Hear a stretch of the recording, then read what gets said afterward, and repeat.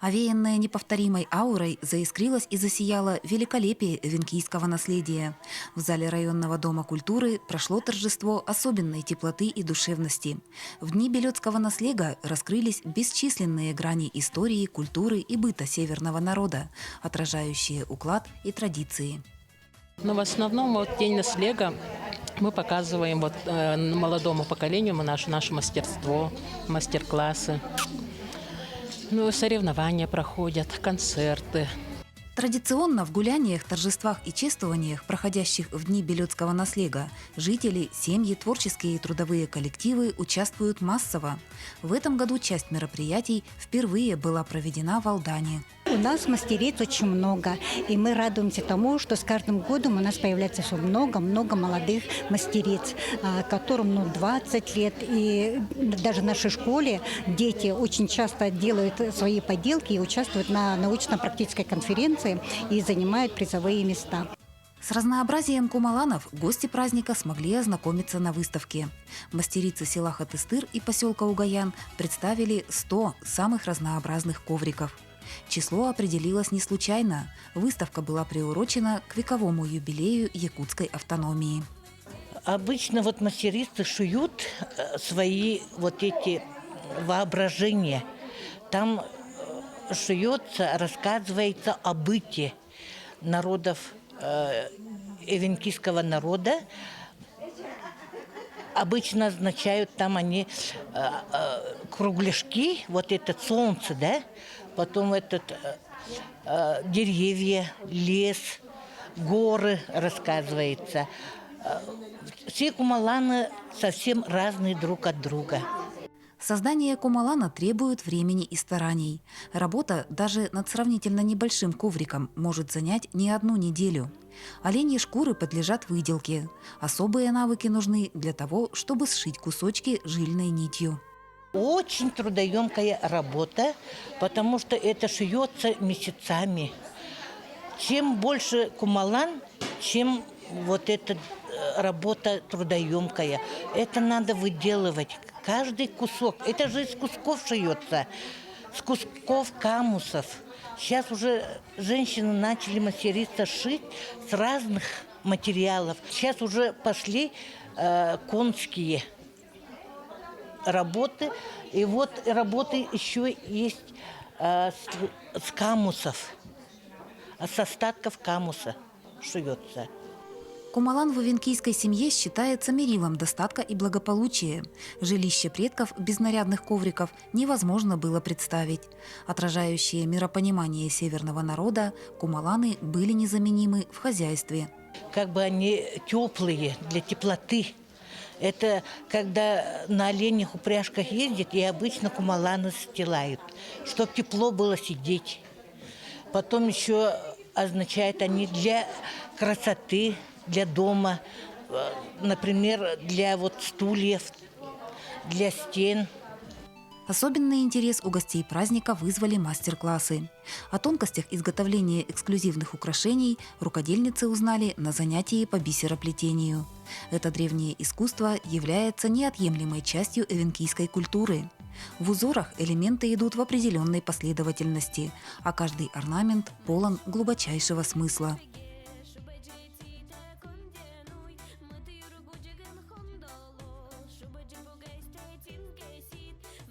Туяра Горохова показала гостям мастер-класс по пошиву тапочек. Конечно, у мастерицы каждая пара получается неповторимой, однако технология всегда выдерживается строго. Пошив теплой и легкой обуви сравнительно недолг, однако предшествующий заключительному этапу процесс куда более длителен. Одну пару тапочек где-то 2-3 дня, а так долго, потому что работы очень много, и шкуры надо все убрать, стричь надо. И делаем мы выкройку делаем и зашиваем. Туяра Юрьевна работает швеей в пошивочном цехе акционерного общества коренных малочисленных народов Севера «Хатыстыр». Профессии мастерица отдала порядка 30 лет. В праздновании Дней наслега хатыстырские рукодельницы приняли участие всем коллективом. У нас и школа, и все организации очень активно участвуют. И дети тоже, детям очень нравится, молодежи. Это очень любят, да, и посмотрите, да, никто не отказался, все приехали, оставив свои дела, чтобы показать, насколько они любят свою родину, ну и показать нашему Алданскому району, что мы сохраняем свои традиции. Ирина Прокопьева показала алданцам мастерство изготовления кукол. Создание куклы – процесс трудоемкий и в то же время чрезвычайно увлекательный, признается мастерица. Вот эту вот куклу, наверное, лицо за 3 часа только сделал. Ее надо запечь, ну, сперва слепить, потом запечь. Очень кропотливая работа такая. Потом макияж нанести, это все зафиксировать лаком. Ну, сложно, долго. Например, если у кукольников, да, мастеров, они 3 месяца примерно делают одну куклу. С глиной работают. Ну, я думаю, я только начинаю. И как-то еще много-много учиться надо. Некоторые свои шедевры мастерица дарит близким. Большинство образов хранится в личной коллекции Ирины Григорьевны. Создать образ получится за пару часов. А вот на заготовку Ирина Григорьевна затратила куда больше времени. Это каркасные полимерные глины делаю из пластика запекаемого. И вот и она как бы, вот эта заготовка. Осталось ей волосы приклеить и костюм шить. Ирина Григорьевна много лет провела в оленеводческом стойбище. Профессиональный повар была чумработницей. Расставшись с тайгой, поселилась в поселке Большой Немныр. В своем мастерстве рукодельница совершенствуется постоянно, хотя изготовлением кукол заинтересовалась почти случайно. Наверное, вот в интернете я подглядела, там делали, ну и все, и что-то захотелось. Да и вообще я с детства любила кукол. Видать, кукол не было. Себе шила кукол постоянно. В части зала расположилась выставка, посвященная памяти народной мастерицы Якутии Валентины Гавриловой. Валентина Николаевна – потомственный оленевод. Ее домашний очаг полыхал в тайге, в сотнях километров от перепутий цивилизации. Семейное оленеводческое хозяйство насчитывает несколько десятков лет. Бытие кочевника – это труд во имя жизни. Мы тоже все выросли. 6 лет мы не знали ни деревни, мы жили в тайге. Садик не ходили. У нас брат, ну, получается, старший брат Андрей родился в тайге в оленей стаде. Эти кадры были сняты в 2020 году, в канун Дня оленевода.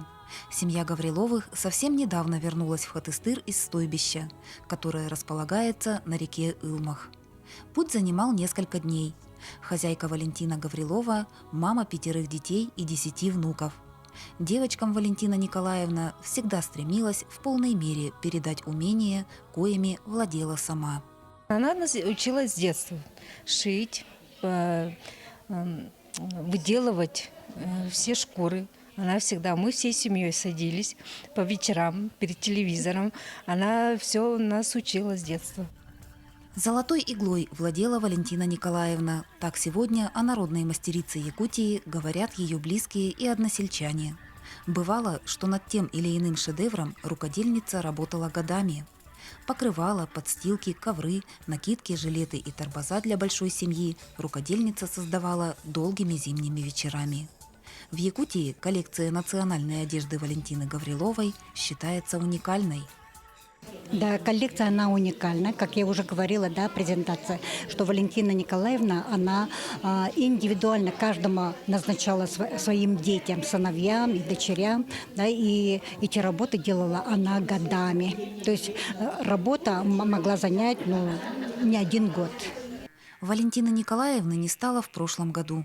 Ее жизнь нашла отражение в книге «Хранящая память предков». Страницы повествуют о нелегком труде семьи, неразрывно связанной с тайгой, о простых радостях и о незыблемых семейных ценностях. Также в книгу вошли воспоминания друзей и близких о Валентине Николаевне. Ну, она жизнерадостная. Как приедешь, или она к нам приезжает, все у нее, как будто на праздник готовиться надо, да, это. В общем, у нее такой стиль такой возвышенный.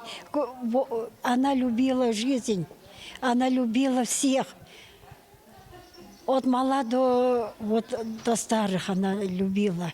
Вот свою любовь она как будто спешила отдать. Валентина Николаевна, она всегда была оптимистом, она всегда была радостной, она никогда не опускала голову, ни на какие беды не обращала внимания. Как у всех, все равно были какие-то 90-е годы, 2000-е годы, тем более, когда были такие перемены, переходили на рыночную экономику, она же имела большую семью, дети маленькие и так далее. То есть она как бы своей заботой подняла своих детей, но с мужем, с Олегом Андреевичем. Валентина Николаевна всегда говорила, что безмерно любит свою родину и семейный уклад. К сожалению, мастерице не довелось воплотить в жизнь множество идей.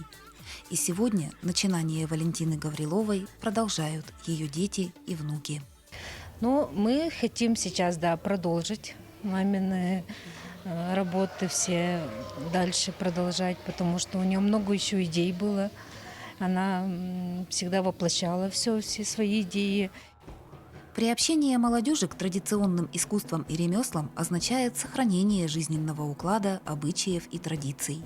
С другой стороны, погружение в национальную культуру, освоение навыков и овладение знаниями способствует формированию у представителей юных поколений ценностного отношения к родине и уважения к предкам.